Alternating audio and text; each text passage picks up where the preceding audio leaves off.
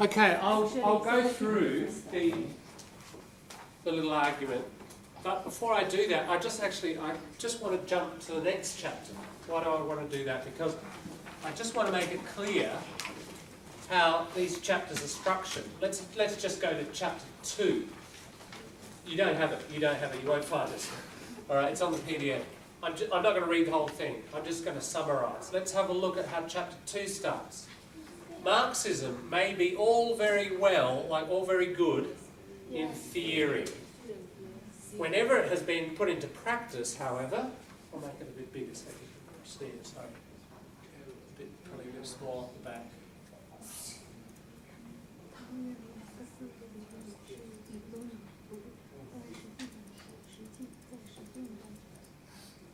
Okay, so Marxism may be all very well in theory, so great theory.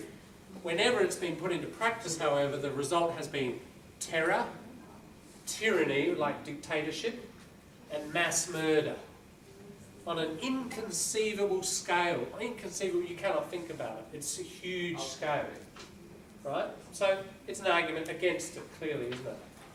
It's saying, great theoretically, it may look like a good idea to well-heeled Western academics, but for millions of ordinary men and women it has meant famine, starvation, hardship, torture, forced labour, broken economy, and a monstrously oppressive state. Okay, so socialism means lack of freedom.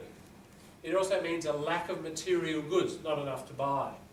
Since this is bound to be the result of getting rid of markets. So I won't cover the whole thing. But you can see that argument, yeah? Is it sort of clear?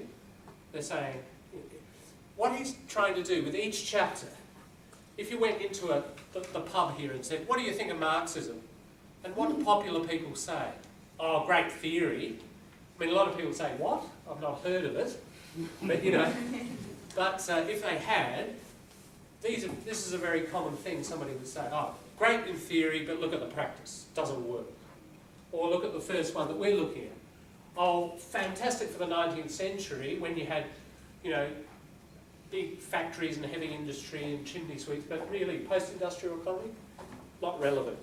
So each chapter has got an argument and then what we call a counter-argument, an opposite argument.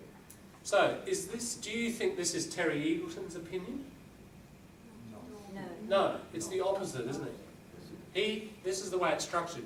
You get the opposite voice and then him refuting it, rebutting it. So most of it, 95% of it, is his voice below, refuting. So I just want to get that clear because there was a little bit of confusion, I think, about some people feeling like this one was Eagleton. It's not. It's the opposite. If we think about political spectrum, if we think of the left, if you're familiar with this, and the right, where are these arguments? These arguments are on the right, aren't they? These arguments belong here.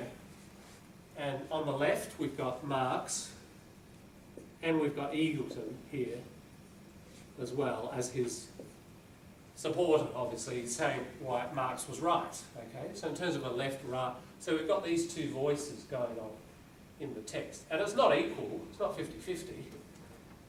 The whole book is focused on, 90% Eagleton putting his argument against what we commonly hear. So is that clarified a little bit? That's, of course, very important. One thing we've got to do when we're looking at a text, don't just dive in and start figuring out the words. What's the whole structure? Getting the whole structure will often help you understand the text a lot more than worrying about individual words. Much more important to get the whole feel of it. So what I want you to do when we leave here is read it and don't worry about the little words. I don't want you to look up one word. I want you just to read it and push through all the unknown words and just get the overall feeling of it first. The best thing you can do with a hard and difficult text is not get stuck in the first paragraph with the 10 words. You read it and maybe you've only got 20% understanding. That's okay.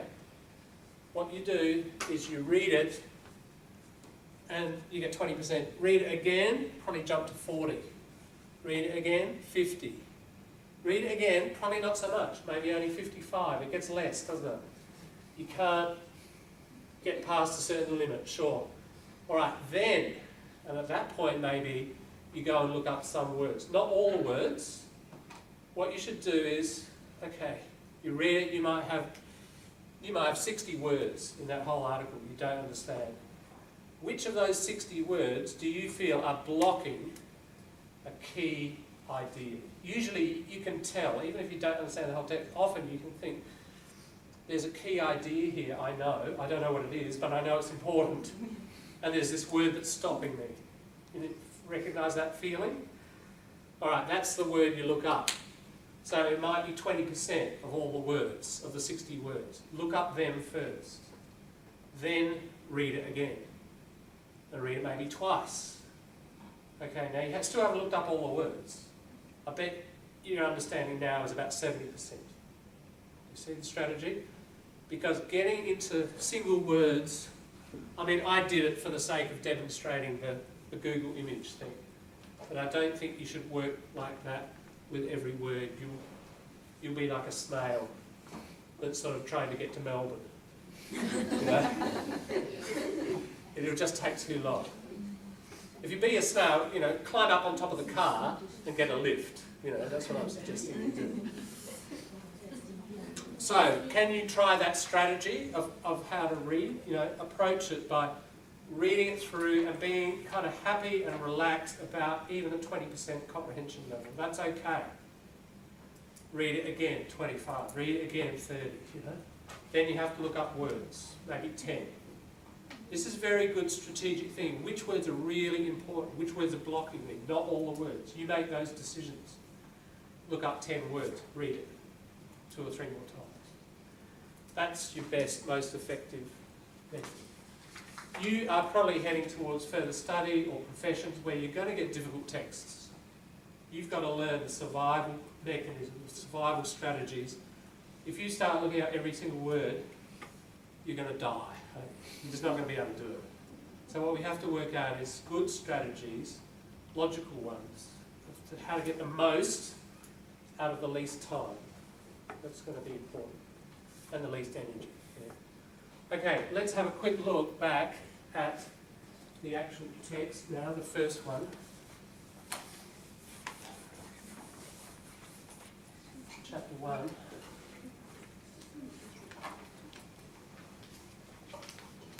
And given time, I'll just sort of quickly try to summarise and see if you got close to it.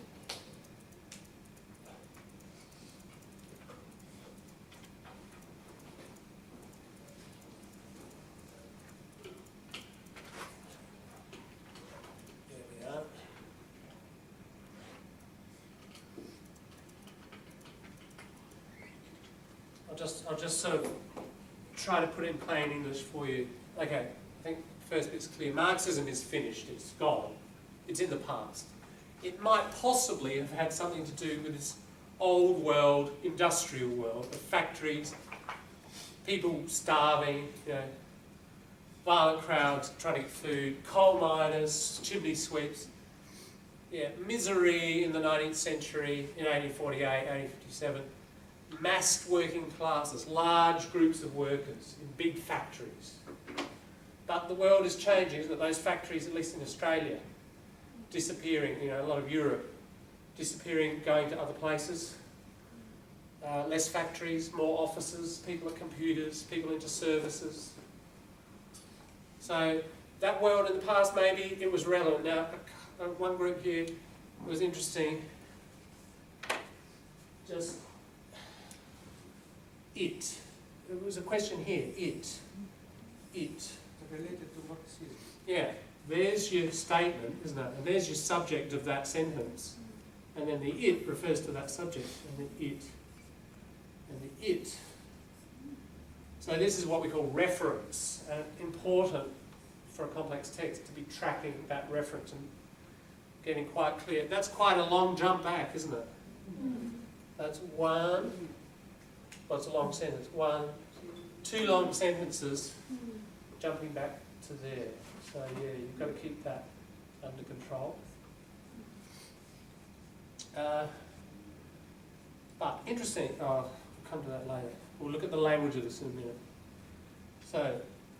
So that's the statement. But, so it was relevant to the 19th century, but it has no relevance, it has no meaning, no connection with the increasingly classless working class capitalists. Oh, we're all middle class now. We've got the middle class. No working class, no capitalists. There's middle class Australia.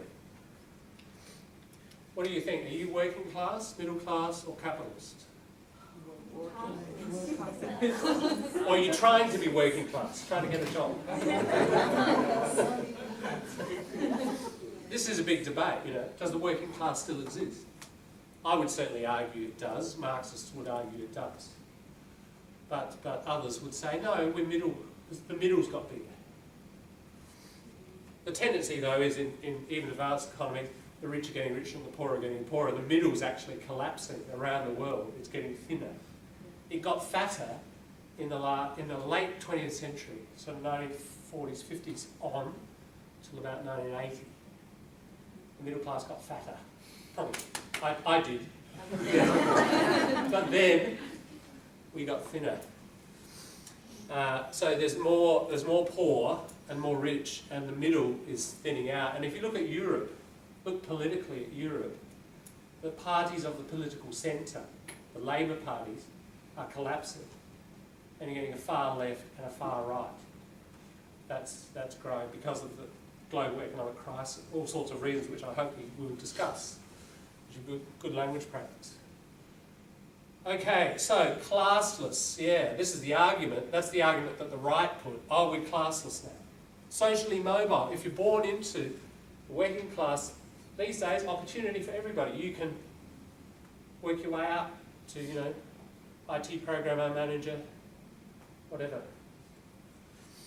Post-industrial, yeah, leave the old heavy industry behind. Western society of the present. So Marxism doesn't fit an analysis of this. Marxism, is the creed, the belief of those who are too stubborn, fearful, or deluded to accept that the world has changed. So, in other words, the argument is these people are stuck in the past. They can't recognise. They're too stubborn. I want to hang on to my belief. The world's changing. The world has changed for good. Now, a few people had, and I can understand why. That's tricky. I've had a bit of a problem with that myself. What does he mean? My guess is the world has changed for the good. That is the phrase he needs here. And what are the key bits? The world has changed, and it's changed for the good. Those are the two key elements. So these people are refusing to accept, according to this argument, that the world has changed, number one. The world has changed from that old time. And two, it's not changed, it got worse. That would sort of make Marxism more relevant. It's changed, it got better, and we're all happier, and we're all wealthier. Right? So it's changed in two ways. It's changed from that, and it's got better, and we no longer have the food riots and misery and so on. I think that's what he was meaning, but it's not. It's unusual because he's a good writer, and I found that a bit myself a bit unclear. Don't you think that this sentence, it is the creed of those related not the Marxism as belief, but the statement that Marxism is finished? No. It is referring to Marxism. In other words, Marxism is the belief, let's just sort of translate it more simply. Marxism is the belief of those people who won't recognise the world has changed.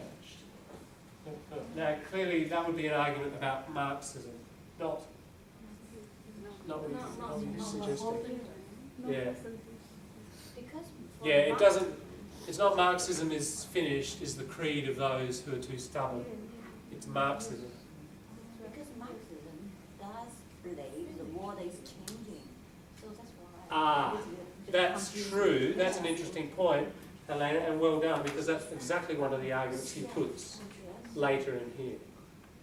Marxism is a philosophy absolutely of change, isn't it? That's its fundamental assumption. Yeah, yeah. So there are problems with this argument. You've picked one. All right, already. Well done. You're jumping ahead. Sorry. All right. Is that?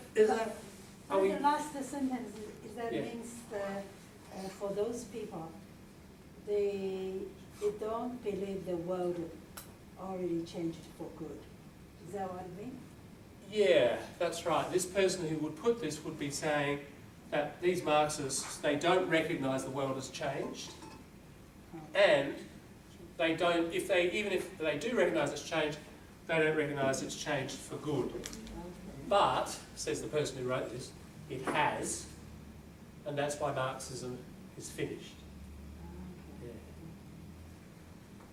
Yeah. Is that okay?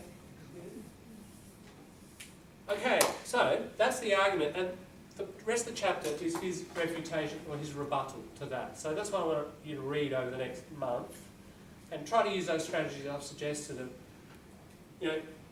travelling quickly through it, getting a gist, getting an overall idea, repeated readings, not looking up every word, make a decision after about 3 readings, which key words you need, and when you look those up, try the strategy of the Google image search. Just see how you go with that. And remember, you can always go and check a dictionary, but if you've done that brain work with a word, you're much more likely. If you struggle with a word and then finally, that's much more likely to stick there, yeah? One last thing I want to look at, I mentioned this key idea of collocation. Collocation, words that form little packages. And collocations are everywhere. And one thing, we could just take this little bit of writing, I haven't done it, but we could take this little bit and see what collocations are here, just to get you going with the idea. So, Marxism is finished, no collocations. It might conceivably have had some relevance to a world of factories and food rights. Okay. We have different kinds of rights, but you have food rights. Yeah, these 2 words, if you're a reporter, you'd probably use that term quite a lot in certain parts of the world. Yeah, that's a collocation. Coal miners, right. Chimney sweep. See, little packages, aren't they? And these words are often found as neighbours. I think you're getting the idea. Any more in the rest of the sentence? Working class, exactly.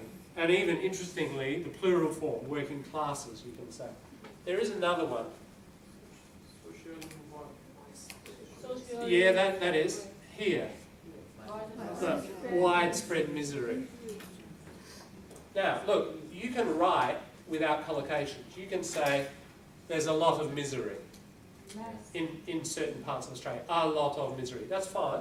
And you can write that, and I'd say tick, that's good writing. But you write widespread misery, that lifts your writing to another level, doesn't it? This sounds professional, it sounds native, it sounds educated. It sounds like what natives are doing. And that's exactly what they are doing. So if you take notice of frequent packaging and you try to reproduce that, that's one of the key things you need to do in order to get more native-like with your writing. Now, if we look at that, example, I can't teach grammar.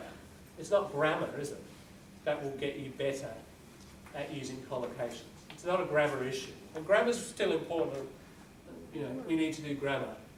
But there's this key element of a language, any language, collocation. You need to read and collect collocations. Now that collection can happen on a couple of levels. One, unconsciously. And from 35 years of teaching or more in high schools, you can see kids developing, and it was always the case. You get your reading scores, and there's your classroom scores, and those people, those writers, are your best readers. The best writers, if that's a writing score, those people are reading the most books, almost always. Now, my point of that is, what is a reader doing? They're just reading every day, they're reading thousands and thousands and thousands of collocations, aren't they? And they're probably not thinking about it. Natives are not thinking about it, usually. Even non-natives yourself, when you read the paper, you're probably not thinking about collocations. Hopefully, after today, you are thinking about collocations. Because that's my point. You can absorb them unconsciously, and the more you read, the more you see them. You're not really aware of them, but you can absorb them consciously as well. Get a book out, get the newspaper, get a website, print it off, and just do what I'm doing here. Underline collocations. You don't want to do it all the time, you go crazy. Right? But 10-20% of the time you're reading, just get out a pen or a pencil or whatever, and just mark collocations. And you'll get better and better and more sensitive to collocations and how they work and what they are. Alright, let's keep going. I had some suggestions already. Socially mobile. Nice. Post-industrial, even that one, look, post-industrial Western society. There's a little 3 package, isn't it? That's 3. They're not necessarily pairs. It's not always pairs, you can get bigger packages. Here's one. Now, you have, the key is that word bearing, like relevance, you have no bearing. That's the verb that goes with that object. So that's a verb-object collocation. So many of you, that's a very nice phrase for academic writing. Many of you would know this one. Relevant. It's relevant. Here's another nice one that it means the same thing, and you can put it in your menu of writing. It has no bearing, but you've got to get the collocation, don't you? It's not is no bearing, has no bearing. So when you're looking at new words, have a look. Do I have to maybe learn this as a package, not as a single word? Try to think about language, as not single words, especially with new words. There might be packages. Like, that was a new word for you, and there's a collocation. Post-industrial Western societies of the present. Is the creed of those who are too stubborn, fearful, or deluded to accept that the world has changed for the better. Anything in that last bit, collocation? Both senses. There. Now that's one. In both senses of the term. That's an interesting one because it's 1, 2, 3, 4, 5, 6. It's a 6-item collocation. In both senses of the term. A long package. That sounds really cool. You write something like that, that's sort of IELTS 7, 8, 9 territory. This is the point. Collocations give you the IELTS factor. Here's another one. The world has changed for good. Or another variation of it, the world has changed for the better. The world has changed for the better. It's got better. You can say the world has got better, but you can say the world has changed for the better. Notice the preposition, article. Now, see, this is where, if you think grammatically, I've got to remember that preposition, and it's a definite article, and then I write the comparative form of good, better. You can analyse it like that, but that's pretty complicated. Just remember it as for the better, for the better, for the better. Package. A lot easier, isn't it? In fact, remember the whole thing as a package, and then you don't have to think about the grammar. You don't have to think about the grammar. It just kind of comes out when you want to write it or say it. And that's why natives are so good at their language, because they're just learning these packages. You learnt these packages with your first language. Transfer it over to English. Learn the packages, the collocations. So, and that's another key strategy. All right, we're going to wind up in a second. So, what have we looked at today? We've looked at the beginning of the piece. You're going to read that. The resources we've looked at are Google Image, using Google Image for vocabulary. Let's write them up. Google Image. We looked at Ngram, remember? Looked at the history of a word and how frequently it's being used. We've looked at the idea of collocations. We've talked about a few other things, but they're the main things we've sort of explored today. All right. So, until we meet again in February, read it, and here's one other thing I'd ask you to do. So, read it, and where are we? Questions. Have some notes ready to discuss those, okay? You'll need to read it several times in the way I'm suggesting. The other thing I would like to do, just on this, because it's so important, and you could prepare for it, just like we've done there, to that little section, maybe what, 2, 4, 6, 8 lines. What I'd like you to do is to get into the habit of this. So I've just shown you a strategy. When you do a strategy more and more, it becomes a habit. And after a while, you just automatic, right? That's what you want. You want it so that it's automatic. That next section there, just the first page, the rest of the first page.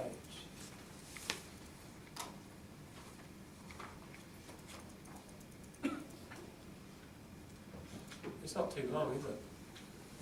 Okay, just go through. Where are the collocations?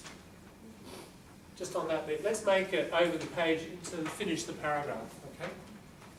We'll just go over, yeah, so here, all right? Down to the end of that paragraph on page 2. I want you to find the collocations. And we'll bring them back together in our groups, and part of the next session will be, what collocations did you find? See if you agree with other people about it. There's no absolute black and white answer to this. Some people might think that's a collocation, others think, no, that's a bit of grammar, you know. I'm not too worried about final answers, but I just want you to do that language work.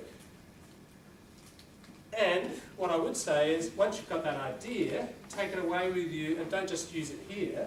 You know, when you read the newspaper now, underline it. Go and buy old books, all sorts of books, story books, non-fiction, underline collocations. It's probably about the best thing you can do for your writing. One thing I will say about writing, I'll say right from the beginning of what we're doing, as I said, the best writing, you want to improve your writing, best thing you can do are 2 things. One, write. Yeah, you learn to write by writing, like you learn to play tennis by playing tennis, don't you? So not just learning grammar, go and do it. So you're welcome to write to that Facebook group. Write. You've got a real audience, the rest of us. Write. So that's one. But the most important thing is to learn to write well. More important than writing is to read. And this has been shown with research. A bunch of people were given a 6-week writing course, and a bunch of people were given 6 weeks of intensive reading. They measured their writing levels. They measured after the 6 weeks. Which group was better at writing? Which group had improved more? Not the people doing the writing course. The people doing the intensive reading had moved further with their writing. Why? Because exactly what I'm talking about, they had seen, probably unconsciously, they probably hadn't been marking the collocations, but they'd been seeing collocation, tens of thousands of them, bang, bang, bang, bang, bang, and it just automatically and unconsciously you absorb it. We're all sponges, aren't we? That is the best thing you can do for your reading, writing, is read. You can do even better by accelerating it with a pen and go through at least 10% of the time and mark collocations, just increasing that collocational awareness and sensitivity. You know. If you do that, you'll get these beautiful native-like structures falling into your writing over time. Some of it will happen naturally, some of it will happen consciously. But that would be my recipe for advancing. All right, so we meet again first week of February. In order to find out dates and times and rooms or places, you need to join that Facebook group, the Pop-Up Diploma, and yeah, if you haven't put your contact details there, just to make sure, I'll text you as well. All right. But Min, you might need to put your details there and give that back to me. All right. So we have to finish a little earlier than usual today because What about the enrollment? We will not enroll in the course? the enrolment is, you've just filled out your enrolment form. Right? That's what I like about, this has got 1% administration in it and 99% hopefully teaching and learning. Right? That's enrolment.